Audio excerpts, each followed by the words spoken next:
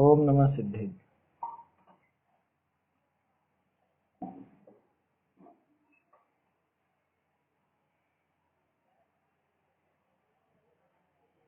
श्री जिन शासन गुरु नमो नाना विधि सुखकार, आत्महित उपदेश ते करें मंगलाचार, करें मंगलाचार।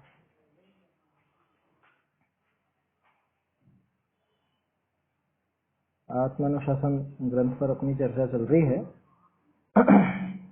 और कल अपनी बात चली थी 114 नंबर के छंद पर, 115 नंबर के छंद पर, कि जिसने इस शरीर को और अपनी आयु को इस धर्म मार्ग में आगे बढ़ते हुए ही खर्च किया है, जिसने इस शरीर का प्रयोग, शरीर का उपयोग धर्म मार्ग में ही किया, जिसने अपनी आयु धर्म मार्ग में आगे बढ़ते हुए खर्च की, वास्तव में वही मनुष्य धन्य है, वही धन्य है, और कोई धन्य नहीं है। देखो, कोई मर जाता है ना, कोई गुजर जाता है तो सब तारीफ ही करते हैं। मरने के बाद बुराई कौन करता है कोई भी व्यक्ति मरता है तो उसकी जो सभा लगती है और उस सभा में बहुत बातें होती हैं, अरे ऐसे थे और वैसे थे और बहुत अच्छे थे, ये सारी बातें की जाती हैं। लेकिन वास्तव में विचार करें, ये तो खैर ध्यान आ गया ऐसे इसलिए बोल दिया, वास्तव में विचार करें, धन्य कौन? धन्य तो वही जीव है कि जिसने धर्म मार्ग में अपने शरीर को और इस आयु को उसी में लगाया। आयु बढ़ना ये तो सबके ही होता है, प्रत्येक जीव के होता है। चारों गतियों में प्रत्येक जीव की आयु धीरे धीरे समाप्त होती है, ढलती है, खर्च होती है। लेकिन जिसने उसका उपयोग किया, सही रूप में उपयोग किया, जैसे मान लो कि आपने 100 रुपए खर्च किए, 100 रुपए किसी विषय भोग में खर्च किए, ठीक है, तो 100 रुपए तो वहां भी गए, और 100 रुपए आपने बैंक में डाले या कोई एफडी वगैरह बनाई, उदाहरण है छोटा सा, 100 रुपए का तो आजकल क्या होता है, तो गए तो दोनों ही जगह पैसे तो दोनों ही जगह निकले हैं, लेकिन एक जगह तो जो खर्चा हुआ है उसमें पुनः वापस कुछ लाभ होने जैसा नहीं है, और दूसरी जगह जो आपने वो एफडी वगैरह या जो भी बनाई है उसको खर्चा नहीं कहते, उसे इन्वेस्टमेंट कहते। ठीक उसी तरह से है ना, वो निवेश हुआ। ठीक उसी तरह से आयु जिसकी प्रतिक्षण गलती जा रही है, प्रत्येक जीव की गलती जा रही है आयु, तो प्रतिक्षण वो जो आयु गलती जा रही है तो वो तो समझना कि खर्च हो रही है, उसमें लाभ कुछ भी नहीं है। और जिसने ये धर्म मार्ग का सेवन किया, आयु को इसी में लगाया, अपनी आयु इस धर्म मार्ग में, तप के मार्ग में ही आगे लगाई, उसने वो निवेश किया है, इन्वेस्टमेंट किया है, जिसका फल इसको अगले भव में भी संस्कारों के रूप में मिलेगा। वो संस्कार आगे बढ़ेंगे, तो ऐसा प्रयास होना चाहिए। ये बात थी 115 में, है ना। वही व्यक्ति धन्य है जिसने अपना शरीर और ये आयु इस तप के मार्ग में, धर्म के मार्ग में ही खर्च की है, वही व्यक्ति धन्य है। आगे बढ़ते हैं। आगे, परम वैराग्य करी संयुक्त जीव, अपवित्र और दुखदायक जो शरीर, तिस विषय वाका पालना, वाके संग रहना, ऐसे करी तप करे है, तिनके जो कारण हैं ताको 2 श्लोक करी कहिए। 2 श्लोकों में अब यहाँ पे आचार्य देव बता रहे हैं, क्योंकि अब बात आएगी सामने कि इसको तो इतनी विरक्ति हो गई है, इसको तो शरीर से राग नहीं है विशेष, तो ये शरीर के साथ क्यों रहता है, ये शरीर को ये भोजन आदि भी क्यों कराता है। मुनिराज को तो भोजन करना ही नहीं चाहिए, उनको तो शरीर से इतनी विरक्ति हो गई है, तो छोड़ देना चाहिए इस शरीर को। शरीर के बारे में इतना सब देखा, अशुचि है और ऐसा है और वैसा है, और कुछ काम का नहीं है, तो फिर खत्म कर देना चाहिए इस शरीर को। तो ये 2 छंदों में समझा रहे हैं कि कैसे इस शरीर के साथ रहना बनता है। परम वैराग्य करी संयुक्त जीव, परम वैराग्य जिसको है, जिसको किसी भी वस्तु के प्रति राग या द्वेष का अभिप्राय नहीं है ना, ऐसा जीव, और अपवित्र और दुखदायक ऐसा ये शरीर है। तो ये जो अपवित्र और दुखदायक शरीर है, इसका पालन कैसे करता है ये? जब इसको इतनी विरक्ति है तो ये कैसे इसको खिलाता पिलाता है, कैसे इसको बनाए रखता है, क्यों रख लेता है ये, इसके साथ में कैसे रह लेता है? समझ में ही बात? क्योंकि जब विरक्ति हुई है तो भाई इससे अलग हो जाओ ना, इसके साथ में क्यों बने हुए हो, ऐसा सामने वाले का प्रश्न है। तो उसका जवाब यहाँ पे आचार्य देव देते हैं, 2 छंदों के माध्यम से देंगे। अपन क्रमशः ये छंद देखेंगे और फिर खैर चर्चा तो दोनों की अलग अलग ही होगी, खुलासा अलग अलग हुआ है। अमी प्ररूढ़ वैराग्या तनुमप्यनुपाल्ययत् तपस्यन्ति चिरं तद्धि ज्ञातं ज्ञानस्य वैभवम्। अमी प्ररूढ़ वैराग्या तनुमप्यनुपाल्ययत् तपस्यन्ति चिरं तद्धि ज्ञातं ज्ञानस्य वैभवम्। जो वैराग्यारूढ़ हुए अरु तन का पालन करते हैं, महिमा यही ज्ञान की वे चिरकाल तपस्या करते हैं। क्या कह रहे हैं?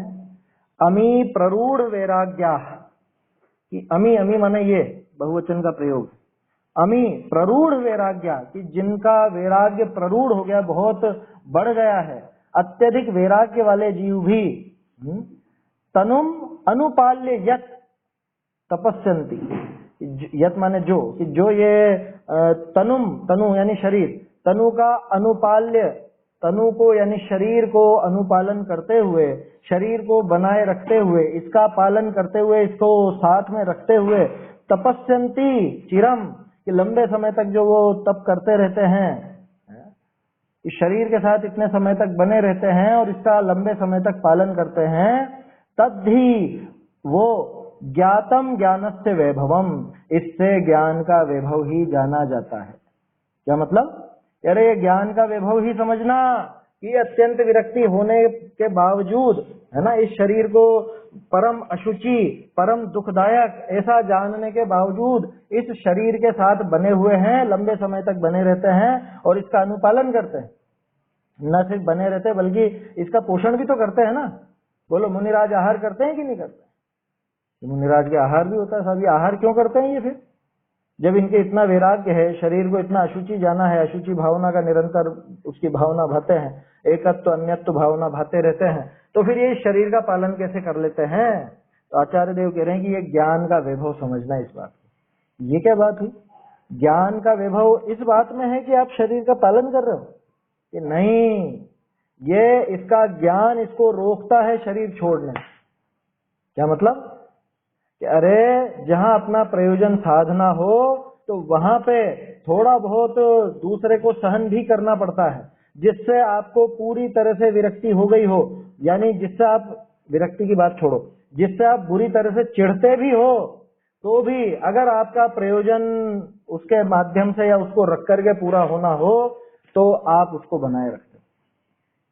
क्रिकेट में टीम होती है ना, अब वो क्रिकेटर खेलते हैं 11 जने, बैटिंग करने 2 जने उतरे, अब आपस में भले उनकी दोस्ती नहीं, आपस में एक दूसरे से चिढ़ते हो, लेकिन कि उनका प्रयोजन है कि टीम में बने रहना, उनका प्रयोजन है टीम को जिताना, तो वो एक दूसरे से चिढ़ते हुए भी साथ साथ करेंगे, साथ साथ वो खेलेंगे। समझ में ही बात? होता है कई बार, अरे पति और पत्नी दोनों में आपस में अनबन हो गई, बहुत बुरी अनबन हो गई, बनती नहीं, सुहाते ही नहीं, एक दूसरे को देख के ही नहीं सुहाता, लेकिन फिर भी अरे बच्चों की खातिर मैं तो रह रही हूँ इनके साथ, या ये कहता है बच्चों की खातिर इसको झेल रहा हूँ, नहीं होता है क्या ये?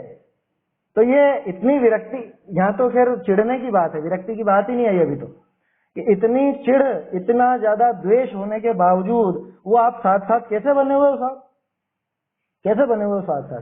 कि ये ज्ञान की वजह से हम रुके हुए हैं। कौन सा ज्ञान? कि भाई हमको ये पता है कि ये अगर हम अलग अलग हो गए तो ये बच्चों के लिए दुखदाई होगा, ये बच्चों की परवरिश के लिए अच्छा नहीं होगा, इसलिए हम साथ साथ बने हुए, या इनके सामने हम नहीं झगड़ते। होता है ना ऐसा? ठीक इसी तरह से यहाँ समझना, यहाँ अपन ने उदाहरण द्वेष का लिया, यहाँ पे वैराग्य का है। क्या इतना अत्यंत विरक्त होने के बावजूद इस शरीर का अनुपालन क्यों करते हैं ये तप करने वाले? कि जिनको पूरी तरह से इस शरीर से विरक्ति आ चुकी है, उसके बावजूद इस शरीर के साथ क्यों बने हुए हैं, क्यों रहते हैं इसके साथ, और इसका अनुपालन भी क्यों करते हैं? कि ये ज्ञान का वैभव है, ये ज्ञान का वैभव ज्ञात होता है इससे, ये ज्ञान इनको रोकता है। कौन सा ज्ञान? कि उनको पता है कि भाई मोक्ष तो यहीं से होने वाला है ना। देव का शरीर या नारकी का शरीर या तिर्यंच का शरीर, उससे तो वो साधना नहीं हो सकती ना कि जिससे मोक्ष मिले। मोक्ष मार्ग में वो उन भवों में तो आगे नहीं बढ़ा जा सकता। एक ये मनुष्य भव ही है, ये मनुष्य शरीर ही है जिससे मोक्ष का साधन किया जा सकता है।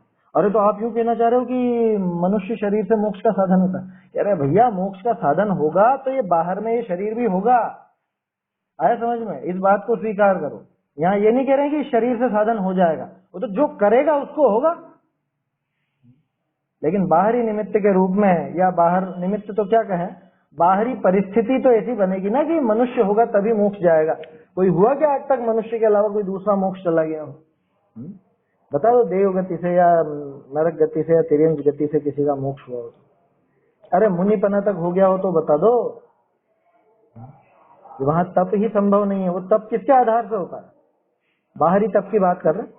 बाहरी तप के लिए तो ये शरीर ही आधार है। समझ में ही बात? शरीर के आधार से होता है का मतलब कि वो जो शारीरिक क्रियाएं हैं जिनको अपन व्यवहार से तप नाम देते हैं, उन सबका लेना देना किससे? शरीर से ही तो है ना।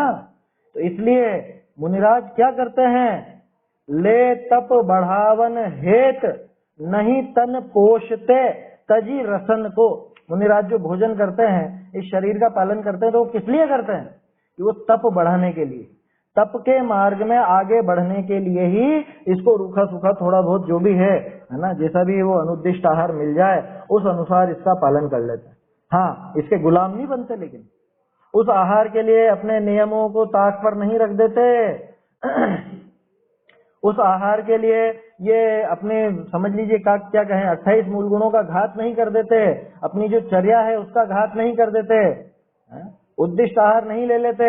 इतने अभी गए गुजरे नहीं हुए, अभी इतना उनका आत्म संयम और आत्म गौरव इतना तो बाकी है कि मेरी शर्तों पर मिलेगा तो इसको ठीक है ना, मेरी शर्तों पर मिले तो इस शरीर का पालन करूंगा, नहीं तो नहीं करूंगा।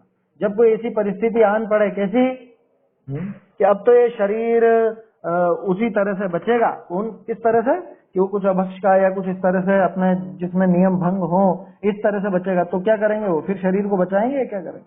कि नहीं बचाएंगे, बिल्कुल नहीं बचाएंगे। पहले भी शायद आप लोगों को बताया है, तो ज्ञानानंद श्रावकाचार में आई थी वो बात। पहले बताया था ना झोपड़ी वाला उदाहरण, कि कोई पुरुष वहां गया अन्य देश में जाकर के उसने खूब रत्न वगैरह कमाए, ठीक है, और उन रत्नों को रखने के लिए अब टेम्पररी रहना था तो छोटी मोटी झोपड़ी टाइप बना ली थी, ज्यादा तो रहना था नहीं, झोपड़ी जैसी बना ली, उसमें कुछ अलमारी वगैरह बना ली, उसमें सुरक्षित रखता था। अब उस झोपड़ी में आग लगी, तो झोपड़ी गाय के लिए थी, खुद के रहने के लिए और वो रत्नों वगैरह की सुरक्षा के लिए, जैसे भी छोटी सी उसने बना ली थी। अब झोपड़ी में आग लगी तो क्या करेगा वो? सबसे पहले तो झोपड़ी को बुझाने का, मतलब आग को बुझाने का प्रयास करेगा, पहले तो यही करेगा। लेकिन जब ऐसा महसूस हो, कैसा, कि या तो मैं ये झोपड़ी बचा पाऊंगा और या फिर वो रत्न बचा पाऊंगा, है ना, कि या तो वो सब रत्न समझ में नहीं आया तो नोट समझ लो, क्योंकि अभी बहुत से लोग ऐसा प्रश्न करेंगे रत्न आग में जल जाते हैं क्या? आप नोट समझ लो, बहुत उसने नोट कमाए, नोट तो जल जाते हैं ना। अब आग लगी तो अब या तो झोपड़ी को बचा सकता है या उन नोटों को बचा सकता है, तो क्या करेगा? किसको बचाएगा? कि फिर झोपड़ी को नहीं बचाएगा, फिर तो सीधा नोटों को लेकर के या रत्नों को लेकर के वहां से निकल जाएगा। कह रहे आगे ऐसी झोपड़ियां तो और बना सकता हूं मैं, ऐसी झोपड़ियां तो इन नोटों के सहारे, इन रत्नों के सहारे और भी बन जाएंगी। इन झोपड़ी के चक्कर में अगर ये रत्न बिगड़ गए, ये जल गए, तो समझ लीजिएगा कि पूरा का पूरा नुकसान हो, सारी मेहनत पर पानी फिर जाएगा। ऐसा ही यहाँ समझना चाहिए। शरीर को हम तब तक साथ रखेंगे, तब तक इस शरीर का पालन पोषण करेंगे कि जब तक ये हमें हमारे धर्म से विमुख ना कर दे। मतलब ऐसी कंडीशन ना आ जाए कि मैं धर्म को, रत्नों को नहीं बचा सकूं, इस शरीर को बचाने के चक्कर में जब तक ऐसी कंडीशन ना आ जाए तब तक तो इस शरीर का पालन पोषण करेंगे। लेकिन जैसे ही ऐसी दशा उपस्थित हुई, कैसी, कि या तो इस शरीर को रख लूं या उस धर्म को रख लूं, तो मुझे किसे रखना चाहिए? तब फिर धर्म को रखा जाएगा, फिर उस तप को रखा जाएगा, रत्नों को रखा जाएगा। समझ में ही बात? ये ज्ञान का वैभव ज्ञात होता है। ये जो मुनिराज शरीर का पालन कर रहे हैं, शरीर को बनाए रखे हुए हैं, या समझ लीजिए इसको साथ में रखते हैं, देखने वालों को क्या दिखता है, कह रहे जब इनको इतना वैराग्य हो गया तो शरीर का पालन क्यों कर रहे हैं? कह रहे भैया वो अपनी शर्तों पे कर रहे हैं, जितने मात्र में उनका नुकसान ना हो, उनके वो रत्न नष्ट ना हो जाएं। कौन से रत्न? सम्यक दर्शन, ज्ञान, चारित्र है, उनका जो ये आचरण है, चारित्र है, 28 मूल गुण है बाहर के हैं, ये जहां तक नष्ट न हो उतना मात्र वो शरीर का पालन करते हैं, उससे ज्यादा नहीं करते। जब तक ये मुझे बाधा खड़ी नहीं करता, मेरे धर्म में बाधा खड़ी नहीं करता, तब तक मैं इसका पालन पोषण करूंगा। क्यों? क्योंकि आखिरकार तप वगैरह का साधन भी, कमाई भी इसी के आश्रय से थे। क्या कमाई इसी के आश्रय से थे, है ना? उस छोटी मोटी झोपड़ी के आश्रय से ही वो रुपए वगैरह इकट्ठे किए थे, उनकी सुरक्षा उस झोपड़ी के आश्रय से ही हुई थी। इसलिए कर्तव्य बनता है कि इसको रखूं, लेकिन कब तक कि जो कमाया था वो नष्ट ना हो जाए। अगर ऐसी नौबत आए कि दोनों में से एक को चुनना पड़े तो क्या चुनेंगे? कि फिर तो उन रत्नों की रक्षा करना, उन नोटों की रक्षा करना, फिर ये झोपड़ी की रक्षा करना उचित नहीं। समझ में ही बात? ऐसा है। तो कहने का अर्थ यह है कि ये शरीर का जो मुनिराज पालन आदि करते हैं, उसको साथ में रखते हैं, तो वो तभी तक रखते हैं कि जब तक उनकी तप की सिद्धि इसके द्वारा होती है। और तप की सिद्धि जब इससे नहीं होने लगे तो क्या करते हैं कि तो फिर मुनिपद छोड़ देते होंगे। अरे छोड़ते नहीं है, फिर वो सल्लेख ना ले लेते हैं, समाधि मरण करते हैं। यही उपाय है ना? आया समझ में? यही उपाय है, ऐसा ही किया जाता है। मूलाचार आदि में आप देखिए, और जो पुराने पुराण हैं उनको पढ़िए कि क्या हुआ जब ऐसी कंडीशन उपस्थित हुई कि भाई शरीर को रखने के लिए उनको कुछ ऐसा काम करना पड़ेगा जिससे उनके मूल गुण घाते जाते हों, जिससे उनका रत्नत्रय बाधित होता हो, है, या वो रत्न नष्ट हो जाते हो, गुणस्थान गिरता हो, तो क्या करते हैं? वो समाधि ले लेते हैं। समझ में ही बात? समाधि मरण ले लेते हैं। तो ये ज्ञान का वैभव है कि इतना वैराग्य होने पर भी ये शरीर का पालन कर रहे हैं। क्यों कर रहे हैं? कि अरे उनको ये ज्ञान में मालूम है कि इसके माध्यम से मैं अभी और तप कर सकता हूं, तो वो शरीर का पालन करते हैं। लेकिन कहां तक करते हैं? कि जहां तक वो तप ही नष्ट ना हो जाए, जहां तक वो रत्नत्रय की नष्ट होने की नौबत ना आ जाए। ये इसमें समझ के चलना है ये बात। नहीं तो आप सिर्फ एक लाइन पकड़ के बैठ जाओगे कि अरे देखो देखो कर रहे हैं ना, शरीर का पालन कर तो रहे, करना चाहिए, भक्ष हो कि अभक्ष हो, अपने लेने लायक हो चाहे लेने लायक नहीं हो, तो भी अपने को तो वो दवाइयां वो सब चीजें, वो टीके वगैरह वो लगवा लेने चाहिए। शरीर रहेगा तो सब धर्म कर लेंगे। शरीर माध्यम खलु धर्म साधनम, इस तरह की बातें करने वाले भी हैं बहुत। धर्म का साधन है ये बात मानी, लेकिन जब यही धर्म का घातक हो जाए, जब बाढ़ ही खेत को खाने लग जाए, तो ऐसी बाढ़ क्या काम? ये ध्यान रखिए। चलिए, छंद बिल्कुल सीधा है, इससे जुड़ा हुआ अगला छंद भी है, तो वो तो अपन क्रम से देखते हैं। पहले इसका अर्थ और भावार्थ पढ़ लेते हैं।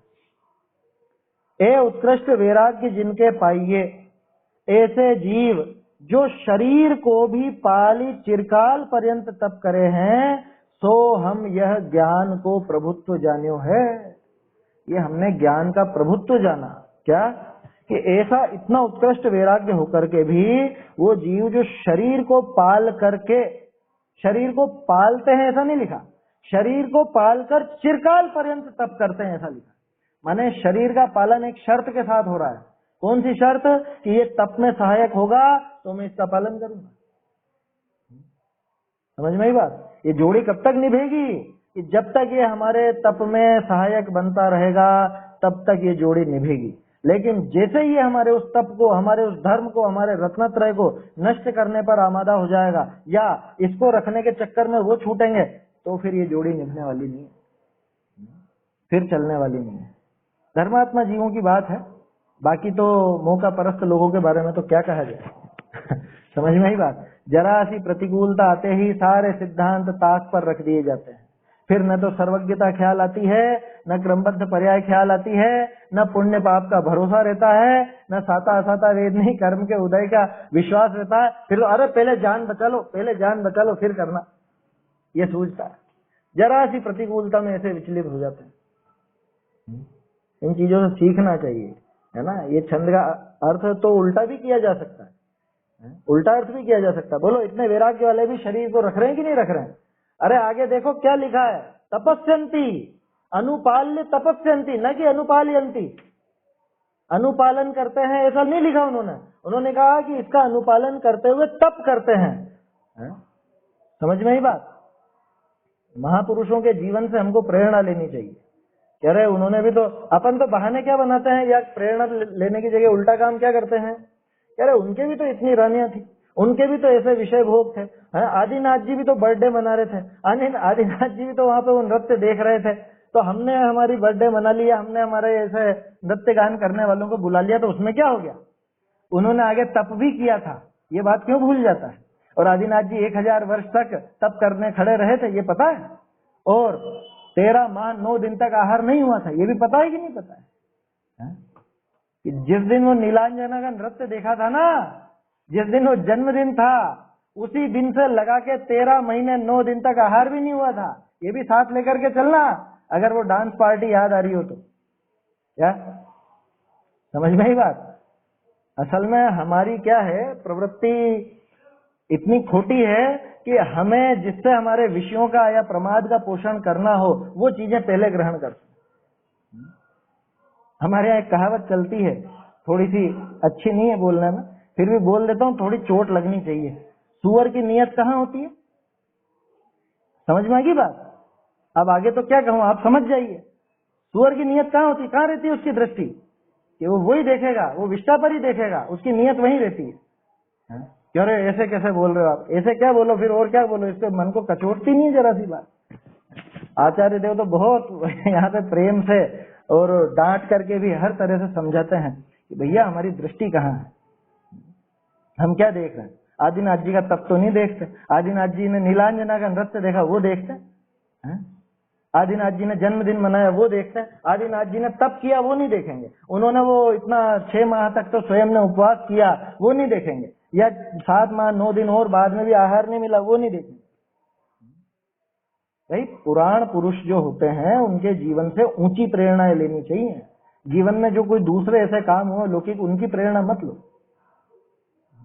और ये तो हमारी दृष्टि है, हम क्या देखते हैं या क्या ग्रहण करते हैं उसमें से। बहुत से लोग ऐसे बोलेंगे, क्या अब क्या कहें, देखो कुछ लोग इस तरह से भी बोलते हैं कि 84 लाख पूर्व की आयु थी। अभिषेक भाई, अंकुर भाई सुना होगा ना, 84 लाख पूर्व की आयु में से 83 लाख पूर्व तक राजपद किया आदिनाथ जी ने। माने कैसा कि जैसा आज कोई 84 साल का हो और वो 83 साल तक तो घर में रहे और आखिरी 1 साल मुनि बन जाए, ऐसा सिद्ध करते। ऐसा था क्या है?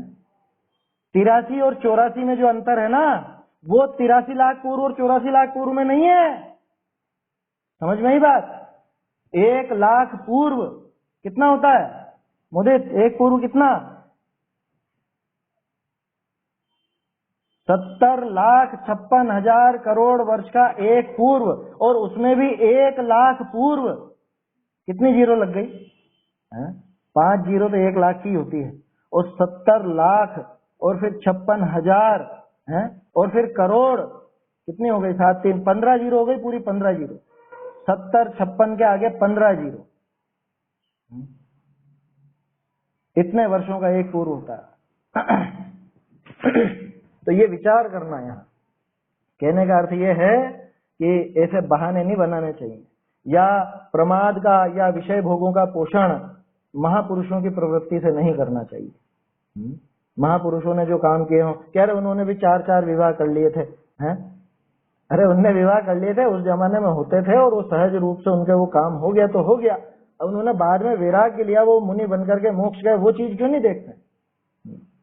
और यहाँ पे हम तो बस अपने विषय भोगों या हमारे प्रमाद का पोषण उनकी प्रवृत्ति से करना चाहते हैं। ये महाखोटी प्रवृत्ति है, और समझ लेना महापाप बंध का कारण है।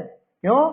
क्योंकि जो आदर्श हैं, जो हमारे महापुरुष हमारे आदर्श हैं, जो मोक्ष जा चुके हैं, भगवान बन चुके हैं, उनके जीवन से आपने वो मोक्षगामी विद्या को तो नहीं चुना, और जो संसार की और बातें थी, उनके जो जीवन में जो भी रहा, विषय भोग रहा, लौकिक बातें रही, उनको आप ग्रहण करके क्या करना चाहते हो। समझ में ही बात। ऐसा है तो आचार्य ने किस पे जोर दिया, तनुम अनुपाल्य, शरीर का अनुपालन करना, इस पे जोर नहीं दिया। तनुम अनुपाल्य, ल्य प्रत्यय है, मतलब करके, अनुपालन करके, तपस्यन्ति, तप करने पे जोर दिया मुनिराज ने, आचार्य देव ने, गुणभद्राचार्य ने।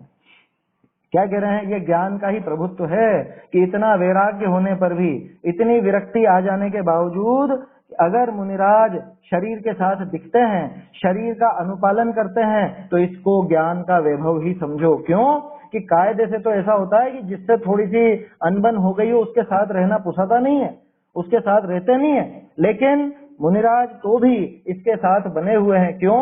क्योंकि इससे वो अपने तप की सिद्धि करेंगे, अपना प्रयोजन पूरा करना चाहते हैं। इसलिए देखो भावार्थ पढ़ता हूं। जिसते उदास हुजे ताका पालना विरुद्ध है। जिससे उदासीन हो जाए उसका पालन कोई क्यों करेगा? है? समझ में ही बात। परंतु स्याना हुई सो वाके पाले ही अपना प्रयोजन सदता जाने, तो अपना प्रयोजन जैसे सधे तैसे वाको पाले। अनुराग करी वाको अधिक पोषे नहीं। कितनी संतुलित बात लिख दी। क्या कोई स्याना हो, स्याना मतलब समझदार, सयाना, कोई समझदार हो तो वाके पाले ही अपना प्रयोजन सधता जाने।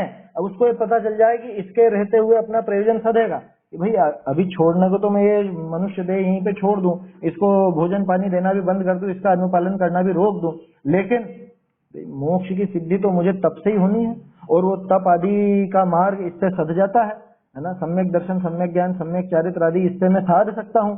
तो ये जब बात पता चली तो क्या करते हैं वो, अपना प्रयोजन सधता जाने, तो अपना प्रयोजन जैसे सधे तैसे वाको पाले। जैसे सधे, है ना। पहले भी अपन ने कई बार बात की थी कि मुनिराज को शरीर की क्रिया से लेना देना नहीं होता, उनको तो उस धर्म साधन से लेना देना होता है। उन्हें जब लगता है कि आहार अपनी तपश्चरण में, अपने ध्यान में बाधक बन रहा है, तो वो आहार छोड़ते हैं। या उनको लगता है कि निराहार रहने से प्रमाद बढ़ गया, तो फिर वो आहार के लिए उतर जाते हैं। दोनों मुनिराज का किस्सा सुनाया था ना पहले। दो मुनिराज, दोनों को प्रमाद आया, आचार्य के पास गए, लेकिन आचार्य देव ने क्या कहा उनसे, भैया आप कल आहार के लिए जाएंगे और कल आप निराहार रहेंगे। ये दोनों को अलग अलग विधि। क्यों? क्योंकि एक को गरिष्ठ भोजन के कारण प्रमाद आया था और एक 3 दिन से उपवास कर रहे थे, इस कारण, कमजोरी के कारण प्रमाद आया था। तो मुनिराज को तो अपनी आत्म साधना करनी है। वो अगर आहार लेकर के करें, आहार लेकर के हो सके तो आहार लेकर करेंगे, और आहार के बिना हो सके तो आहार के बिना करेंगे, ऐसा करेंगे। आया समझ में? इसीलिए तो लिखा, ले तप बढ़ावन हेत नहीं तन पोषते। शरीर का पोषण नहीं करते हैं, बस बनाए रखते हैं। इतना थोड़ा बहुत इसको डाल देते हैं कि हाँ भाई इसका भी काम चलता रहे और इसके माध्यम से हमारा भी काम चलता रहे, हमारे काम में बाधा नहीं आए, इतना मात्र इसका पालन होता है शरीर का। लिखा ना ये, प्रयोजन सधता जाने तो अपना प्रयोजन जैसे सधे तैसे वाको पाले। जैसे अपना प्रयोजन सध सके वैसे उसका पालन करते हैं। अनुराग करी वाको अधिक पोषे नहीं है। कह रहे देखो ये धर्म का साधन है शरीर, तो इसका अच्छे से पोषण करो, इसको सब खिलाओ पिलाओ, भक्ष हो चाहे अभक्ष हो, चाहे जिससे अपने व्रत भंग होते हो वो भी इसको खिला दो पिला दो। कि नहीं भैया ऐसा काम नहीं होगा, इतना अनुराग नहीं है हमको। आया समझ में? है? देखो आपकी रसोई है ना, अब आपकी रसोई में और जीव भी हैं, कॉकरोच भी हैं, चींटियां भी हैं, या वो और दूसरे भी हैं, छिपकलियां वगैरह भी हैं। तो आप उनको जैसे एक तरफ हटा देते हैं अपन, कोई जीव निकला या समझ लो किसी भी अपने खाद्य पदार्थ में कुछ जीव वगैरह पड़ गए, तो उनको एक तरफ रख देते हैं, एक तरफ रख देते हैं। उनको हटा ही दो ना, उनसे विरक्ति है तो इतनी कि नहीं इनको हम मरने तो नहीं देंगे क्या, लेकिन इतना भी राग नहीं है कि इनके लिए हम डालते रहेंगे। बात समझ में आ रही है क्या? ये मर जाए ऐसा काम तो नहीं करेंगे, लेकिन उनको कोई इतना, उनके प्रति इतना भी राग नहीं है कि उनको हम पोषण देने के लिए अपना अनाज या अपने जो खाद्य वस्तु है उन्हीं को नष्ट कर दें, है ना।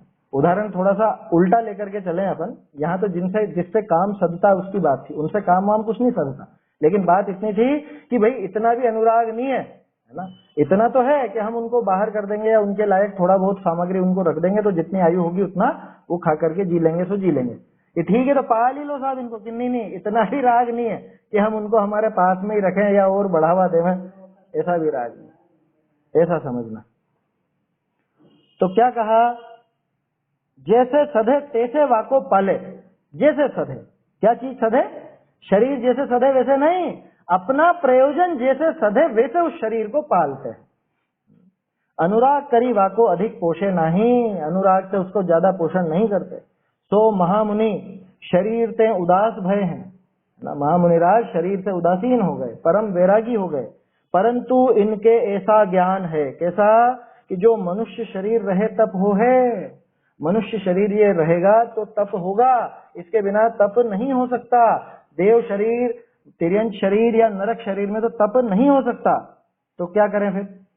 कि ताते आहार अधिक देई या को अपना प्रयोजन के अर्थ रखे। ये शरीर को क्यों रख रखा है मुनिराज ने? कि अपना प्रयोजन, अपना तप का प्रयोजन सध जावे इससे, इसलिए इसको वो रखते हैं। अनुराग करी या को बहुत नहीं पोषे है, लेकिन क्या ऐसा भी नहीं रखेंगे कि हाँ हाँ दिए जाओ इसको, तो खूब खूब पोषण दिए जाओ, भक्ष भक्ष सब खिलाए जाओ, या गरिष्ठ भी नहीं खाते मुनिराज। तो मुनिराज के तो गरिष्ठ भोजन का ही त्याग होता है, आया समझ में? आप उनको बहुत बहुत वो जो गरिष्ठ पदार्थ होते हैं वो आप खिलाने का प्रयास करो तो क्या मुनिराज खाएंगे क्या? नहीं, कि भैया हमको तन का पोषण नहीं करना है, हमको तप का पोषण करना है। उस तप के पोषण के लिए इस शरीर को रूखा सूखा जैसा जो कुछ भी है हम वो इसको दे देते हैं, तो इसका भी काम चल जाता है और हमारा भी काम चल जाता है। समझ में ही बात? इस सिद्धांत को समझना हो ना तो रस परित्याग नाम का जो तप है वो बहुत काम का है समझने के लिए। रस परित्याग क्यों है? क्या चीज है रस परित्याग? रस परित्याग वो जो एक एक दिन एक एक चीज छोड़ी जाती है ना, उसके पीछे यही कारण है कि स्वाद छोड़ा। इसका मतलब भोजन की लिप्सा तो नहीं है, ये स्वाद की लिप्सा नहीं है। अब किस लिए भोजन कर रहा है? अब सिर्फ पेट भरने के लिए कर रहा है, मतलब शरीर का पोषण बना रहे, मतलब शरीर बना रहे और कोई विकार ना आए, कोई दिक्कत ना आए, रोग आदि ना हो, इतने मात्र के लिए इसको आहार दिया जाता है। लेकिन कैसा दूंगा? ऐसा दूंगा कि जिससे इसके विकार भी नहीं बढ़े, मानसिक विकार। ऐसा दूंगा, क्या मतलब? कि रस छोड़ देंगे। रस छोड़ देंगे तो स्वाद तो नहीं रहेगा, लेकिन उसमें पोषण समाप्त नहीं होता। क्यों? कि 7 दिन में एक दिन आप कोई चीज छोड़ो तो उसकी कोई कमी नहीं आ जाती शरीर में। जैसे कोई जीवन भर के लिए नमक छोड़े तो फिर तो आप कह सकते हो कि नमक छोड़ दिया तो नमक की कमी आ गई या कुछ ऐसा हो गया। 7 दिन में एक दिन के लिए नमक छोड़ा तो उसमें शरीर में कोई नमक कम नहीं हो जाएगा, शरीर में कोई मीठा कम नहीं हो जाएगा एक दिन के लिए अगर मीठा छोड़ा तो, शरीर में कोई चिकनाई कम नहीं हो जाएगी एक दिन के लिए घी आदि छोड़ा तो। समझ में ही बात? तो रस परित्याग इसी बात के लिए है। किस बात के लिए? कि शरीर को बनाए रखने के लिए जितना जरूरी हो तो उसको दिया, जिससे कि ये शरीर बना रहे, लेकिन इसके माध्यम से वो राग आदि ना बढ़ जाए, इसके माध्यम से तप का नाश ना हो जाए, इसलिए हमने इस जीवान पर पाबंदी लगा दी। समझ में ही बात?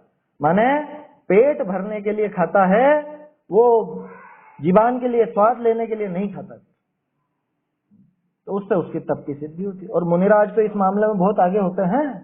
मुनिराज गरिष्ठ भोजन नहीं करते। क्यों नहीं करते? क्योंकि उनको तो तप करना है, उनको तप के लिए शरीर को बनाए रखना है, ना कि शरीर के लिए तप को नष्ट करना। समझ में आ रहा है? ताते आहार अधिक दे या को अपना प्रयोजन के अर्थ रखे है कि हमने इस शरीर को पाल रखा है। मुनिराज ऐसा कहेंगे। क्यों पाल रखा है? तप के लिए। और इसको कैसे पालते हो? कि आहार आदि दे देते हैं इसको, जैसा भी है रूखा सूखा इत्यादि। समझ में ही बात? अनुराग करी या को बहुत नहीं पोषे है, इसके प्रति कोई विशेष ऐसा अनुराग नहीं है कि हम इसका पोषण करें, इसको बढ़ावा दें। अरे साहब अभी तो थोड़ा तंदुरुस्त होना चाहिए, हैं, बॉडी वॉडी तो बननी चाहिए। ये मुनिराज की विशेषताएं कैसी होती हैं, देखा नहीं क्या?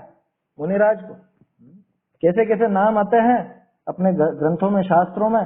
मुनिराज के विशेषण कैसे कैसे आते हैं, जिनकी अस्थियां ही नजर आ रही है, मुनिराज की चर्बी नजर नहीं आती है। आया समझ में? मुनिराज की चर्बी नजर कैसे आएगी ये बताओ? मतलब वो मोटापा नजर कैसे आएगा? कह रहे साहब उसमें तो नाम कर्म का योगदान। कह रहे वो तो हमको भी पता है नाम कर्म का है और वो सारी बातें हैं, लेकिन वो इतना भोजन ही नहीं करते जिससे कि ऐसा कुछ पेट फूले या कुछ चर्बी बढ़े। इस तरह का गरिष्ठ भोजन होता नहीं। मुनिराज के तो जो तप होता है वो तप के लिए उस शरीर को भोजन दिया जाता है, माने वो उस भोजन से भी उस तप की ही सिद्धि करते हैं।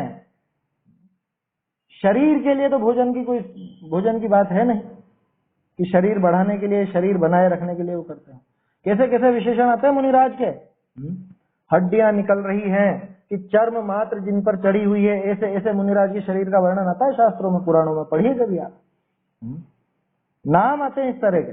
एक तो अपने मुनिराज नियम सार जी की टीका जिन्होंने की, पद्म प्रभ मलधारी देव, क्या ऐसा मल जिन पर चढ़ गया है, भभूत की तरह मल चढ़ गया है, क्योंकि कोई पसीना वसीना उतारते हैं क्या मुनिराज? हैं? कैसी कैसी पद्धति होती है, कैसा तप होता है, कभी विचार तो करें, पढ़ें तो सही उनके बारे में। हाँ नहीं, पद्म प्रभ मलधारी नाम था। कैसा मल कि जिनका मल भी ऐसे मल को धारण किया जो जिस मल की प्रभा भी पद्म के समान, कमल के समान जिनकी प्रभा, ऐसा। कई बार तो ऐसा लगता है कि वो विशेषण था, उनका असली नाम नहीं था। अंकुर भाई कुछ पढ़ा गया इस बारे में? विशेषण जैसे ही प्रतीत होता है वो। ऐसे बहुत से आपको मिलेंगे। हाँ, या फिर पद्म प्रभ मलधारी ही विशेषण बना दिया गया हो, इस तरह की बात भी लगती है। असली नाम की तो अपनी प्रवृत्ति वैसे भी, जैसे कुंद कुंदाचार्य हैं, उनका भी असली नाम तो पद्म नंदी था, लेकिन अब कुंद कुंद के नाम से प्रसिद्ध हो गए, तो ऐसे तो नाम तो बदल भी जाते हैं।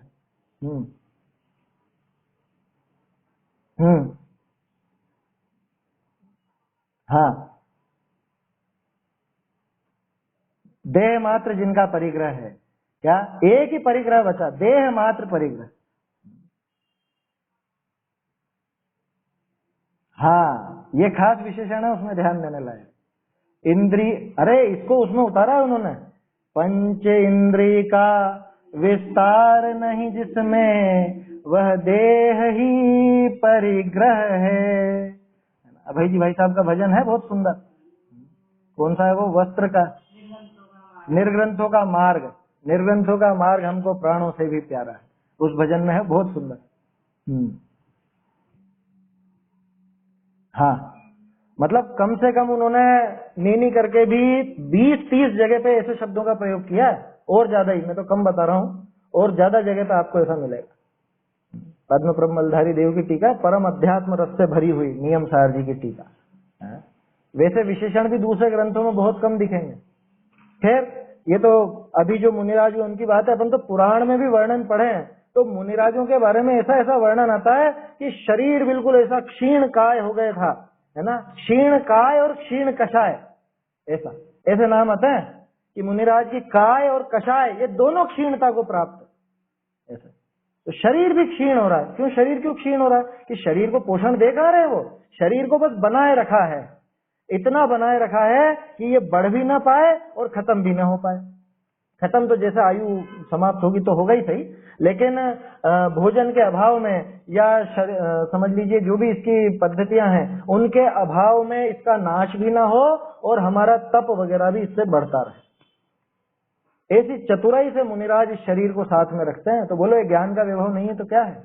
नहीं तो वैराग्य तो इतना है कि शरीर को कुछ गिनते ही नहीं, अभी छोड़ दे मैं शरीर को, अगर उनके बस में हो तो, उनके बस में हो तो शरीर अभी तत्काल छोड़ दे, इतना वैराग्य है।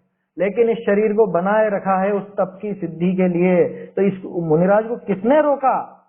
उस ज्ञान ने, उस ज्ञान ने यहाँ पे इनको समझ लो ऐसी मुनिराज की प्रवृत्ति हो गई कि वो शरीर को बनाए रखते हुए, शरीर का अनुपालन करते हुए अपने तप की सिद्धि कर लेते हैं। ये ज्ञान का वैभव है। अगर वो ज्ञान साथ में नहीं होता तो जाने कितनी मतलब गड़बड़ हो जाती। आगे 2-4 उदाहरण भी देंगे, आदिनाथ जी का उदाहरण भी आएगा 2 छंद बाद ही, 1 छंद बाद ही, तो वहां भी वो ज्ञान की विशेषता है। क्या कह रहे हैं देखिए, ऐसे शरीर को राखी बहुत काल पर्यंत तप करना, सो ये ज्ञान ही का महात्म है। जिस शरीर से इतनी विरक्ति हो गई हो उसके साथ इतने वर्षों तक बने रहना और अपने तप की सिद्धि कर लेना, ये क्या कम चतुराई की बात है क्या? आज 2 जनों में पति पत्नी में अनबन हो जाए तो तलाक लेते देर नहीं लगती, वो बरसों तक 50 बरस तक शादी निभा ली इनने, तो समझदारी कहा जाता है ना उनको, क्या कि परिवार को बनाए रखा, संभाले रखा। तो क्या कहते हैं कि अरे बहुत समझदार थे, आपस में बनती नहीं थी लेकिन समझदारी बहुत थी, टूटने नहीं दिया परिवार, क्या? तो मुनिराज में कितनी समझदारी, सोचो आप। ये ज्ञान का महात्म है कि शरीर से अत्यंत विरक्त होने के बावजूद इस शरीर को रखा भी सही और इससे अपने तप की भी सिद्धि करते रहे।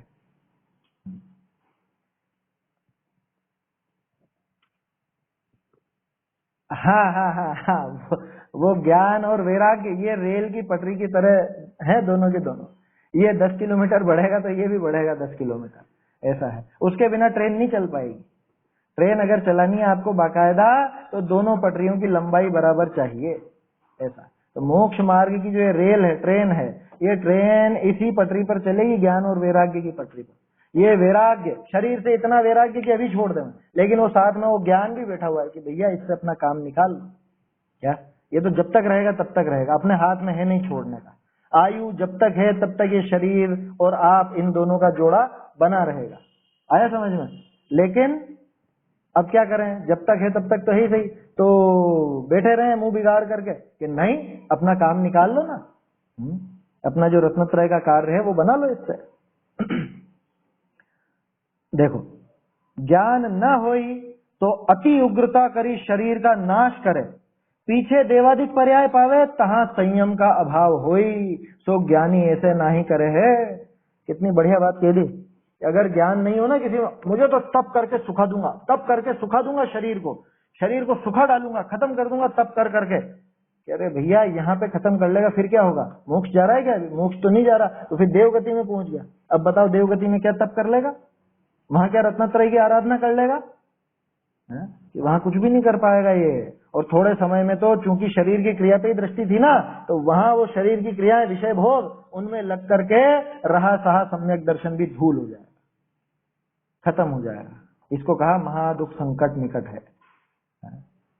समझ में ही बात? इसलिए ऐसा उग्र तप करके और शरीर का नाश करना, इससे बढ़िया तो है कि वो जब तक है शरीर तब तक उसको बनाए रख के अपना तप बढ़ाना, अपने रत्नत्रय के मार्ग में प्रवृत्त होना, मोक्ष पा लेना, इसमें है समझदारी। तो ऐसा आचार्य देव कहते हैं। कहने का अर्थ यह है, आचार्य देव ने इशारा दे दिया। क्या इशारा दिया? कि ये बाहरी क्रिया कांड के ऊपर मत रीझो, इसके पीछे पागल मत बनो, वो ज्ञान की प्राप्ति करो। वो ज्ञान होगा तो ये शरीर और वो तप और वो रत्नत्रय, वो सारी चीजें बराबर साध लोगे। तो ज्ञान अगर होगा, तो बिना ज्ञान के वो तप करेगा तो क्या होगा? फिर तो वहां 9वें ग्रह तक तो भले पहुंच जाएगा, लेकिन घूम फिर करके तो संसार का संसार में भटके। कितने कितने टाइम के लिए निकला बाहर? साधिक 2000 सागर। मूल में तो 2 ही ठिकाने हैं, या तो निगोध या मोक्ष, बाकी का समय तो जरा सा है। इसलिए चतुराई से उपयोग कर लेना इस मनुष्य पर्याय का, चतुराई से, अत्यंत बुद्धिमानी पूर्वक इसका उपयोग कर लेना, है ना। अरे सीधा सा उदाहरण है आज के जमाने का ही, मोबाइल मिला है आपको, अब ये तो आपकी बुद्धिमानी के ऊपर है कि आप उसका क्या करते हो, हैं? आप उसको फिल्में देखने में लगाते हो, या फालतू की गप्पे लड़ाने में लगाते हो, या और दूसरे पागलपन के कार्यों में लगाते हो, या उसी में आप ग्रंथ डाउनलोड करके या प्रवचन वगैरह सुनते हो, या जैसे ये भी कक्षा चल रही है, अपनी अपनी स्वाध्याय कर रहे हैं अपन, इसको स्वाध्याय में लगाते हो। क्या क्या उपयोग क्या करते हो, ये तो आपके ऊपर है ना। मोबाइल तो होगा वही है, ऐसे शरीर तो ये का यही है। अब इसका उपयोग किसमें करते हैं वो पता, उससे पता चलेगा कि ज्ञान कितना है। एक तो ऐसा कि विषय भोगों में डूबा रहे, तो उसने भी दुरुपयोग कर दिया। एक ऐसा कि अरे मैं इस शरीर को सुखा डालूंगा तब कर करके, उसने भी इसका दुरुपयोग कर दिया। और तीसरा वो ज्ञानी कि जिसने कि करना तो मुझे तब ही, ये शरीर से मेरा कुछ लेना देना नहीं, लेकिन इसको साथ रखते हुए अगर मेरा तप बढ़ सके, अगर मेरा रत्नत्रय बढ़ सके, तो क्यों नहीं करूं। चतुर व्यापारी तो ऐसे ही होते हैं, जहां पे इंतजार भी करना पड़े ना, फालतू में कहीं पे जाना पड़ जाए, कहीं पे अटक जाए, तो वहां भी कुछ ना कुछ व्यापार का काम निकाल लेते हैं। चतुर व्यापारी वैसा ही होता है। तो ऐसे ही यहाँ जब तक ये शरीर है ना, इस शरीर को बनाए रखो, कितनी कितनी सीमा तक, कि जहां तक ये अपना धर्म भ्रष्ट न कर दे वहां तक, उतना मात्र पोषण देना इसको, उससे ज्यादा नहीं, है ना। उस सीमा तक कि जहां पे धर्म नष्ट ना हो, वहां तक तो ये रखने लायक है। अरे वो झोपड़ी का उदाहरण बिल्कुल स्पष्ट है ना। समाधि मरण वाले प्रकरण में लिया है वो ज्ञानानंद सावकाचार में। किसका है ज्ञानानंद सावकाचार? ब्रह्मचारी राय मल जी का। लेकिन ये जो प्रकरण है समाधि मरण वाला, ये टोडर मल जी के पुत्र गुमानी राम जी द्वारा लिखा गया। समझ में ही बात, जो ज्ञानानंद सावकाचार के अंदर मिलता है, गुमानी राम जी का है वो पूरा समाधि मरण का स्वरूप। इस तरह से वो हेडिंग है उसकी, वो पढ़ना चाहिए, हर एक को पढ़ना चाहिए, वो बहुत अच्छा वर्णन है उसमें। तो ऐसा ज्ञान न हो तो उग्रता, अति उग्रता करी शरीर का नाश करे, पीछे देवादिक पर्याय पावे, तहां संयम का अभाव होई, सो ज्ञानी ऐसे नाही करे है। ज्ञानी ऐसी मूर्खता नहीं करता कि शरीर भी नष्ट हो जाए और वो संयम भी नष्ट हो जाए, ऐसा काम नहीं करना। शरीर का नाश होते अगर अपना काम सधे तो वैसे साधना, शरीर को सामान्य रूप से बनाए रख करके अपना काम सधे तो वैसे करना। ऐसा नहीं करना कि शरीर को इतना साधने में लग गए, उसी को चमकाने में लग गए, धोना था निज आत्मा धोवन लागे चाम क्या आए थे किस काम को करन लगे क्या काम, धोना था निज आत्मा धोवन लगे चाम, वो अलग वो कंडीशन ना हो जाए, इतना ध्यान रखना। क्या तो किस काम के लिए आए थे ये मनुष्य भाव किस लिए था? ये मनुष्य भाव संयम की साधना के लिए था। आया समझ में? सम्यक चारित्र के लिए था। कह रहे नहीं सम्यक दर्शन के लिए है ना? कह रहे सम्यक दर्शन तो किसी भी गति में हो जाता है, चारों गतियों में संभव है, सम्यक चारित्र यहाँ संभव है। आया समझ में? सम्यक चारित्र माने वो जो 7वां गुण स्थान है उसकी बात कर रहे हैं। इसलिए अब खैर कोई बात नहीं, सम्यक चारित्र सम्यक दर्शन नहीं भी हुआ तो वो प्राप्त कर लो पहले, उसकी भी सिद्धि यहाँ भली प्रकार से होती है सम्यक दर्शन की, क्योंकि विशेष ज्ञान मिला ना। तिर्यंचों को इतना ज्ञान नहीं मिला है, नारकियों को तो वो व्यवस्था ही नहीं मिली बेचारों को, देव विषय भोगों में पागल है। थोड़े दिन पहले छंद देखा तो था, एक अपन ने आया था, तोड़रमल जी ने कोट किया था ना, वो कौन से ग्रंथ का था ये पता नहीं चला था। देव विषय प्रसत्ता अणेरैया तीव्र दुख संतत्ता तिरिया विवे वेला मनुयाणम धम्म संपत्ति। मनुष्यों को ये धर्म की संपदा प्राप्त होती है, इसलिए अपने को अपने ज्ञान का प्रयोग करके पूरे विवेक पूर्वक चतुराई से इसका सदुपयोग करना चाहिए। इस शरीर का उपयोग लो, शरीर के गुलाम नहीं बनना। क्या इसको अपने हिसाब से अपना काम जैसे निकले वैसा इस शरीर से साधना करें, ना कि इस शरीर को साधने में पूरी साधना की गड़बड़ कर देना, ऐसी तैसी कर देना। समझ में ही बात? शरीर के पीछे ऐसा पागल नहीं हो जाना कि इसके पीछे अपना रत्नत्रय नष्ट हो, धर्म नष्ट हो, अहिंसा धर्म नष्ट हो, वैराग्य नष्ट हो, ऐसा शरीर के पीछे पागल नहीं हो जाना। और इतना भी इसका द्वेषी नहीं हो जाना कि शरीर नष्ट हो जाए और तब भी नहीं साध सकते। झोपड़ी पहले बचाई जाएगी, पक्की बात है, लेकिन वो नोटों को सुरक्षित रखते हुए। और मौका ऐसा आए कि झोपड़ी या नोट दोनों में से एक कोई बचा सकोगे तो नोट लेकर के निकल लेना, झोपड़ी की परवाह मत करना। नोटों से तो बाद में और ज्यादा है ना, पूर्व संस्कार के वश से अगले भव में भी वो वहां पर बना लोगे, दूसरी झोपड़ी तैयार हो जाएगी। ऐसा इसका आशय है। बहुत बुद्धिमानी से ये मनुष्य भव को खर्च करना चाहिए। एक एक घड़ी खोवत करोड़न की, एक एक क्या है, करोड़ तो मैंने बोल दिया, अनमोल घड़ी है, अनमोल एक एक घड़ी मनुष्य भव की, ऐसे व्यर्थ नहीं गंवा देना दूसरी दूसरी चीजों। चलिए समय हो गया है अपना, छंद बोल लेते हैं। जो वैराग्यारूढ़ हुए अरुतन का पालन करते हैं, महिमा यही ज्ञान की वे चिरकाल तपस्या करते हैं। कल आत्मानुशासन का पाठ तो करेंगे अपन, और पाठ के बाद फिर वो जो चर्चा करते हैं हर रविवार को, है ना, जो भी प्रश्न हो, कल खास तौर पे तो अभिषेक भाई ने जो प्रश्न उठाया था द्विदल के संबंध में और अभक्ष के संबंध में, उस संबंधी चर्चा ज्यादा रहेगी। और भी किसी का कोई प्रश्न हो तो नोट करके रखें, कल चर्चा में करेंगे फिर बात। चैतन्य का स्मरण प्रतिक्षण ही करो रे, भव के अनंत दुख को क्षण में हरो रे, अक्षय अनंत निज सौख्य निधान पाओ, गाओ अरे नित इसी के गीत गाओ।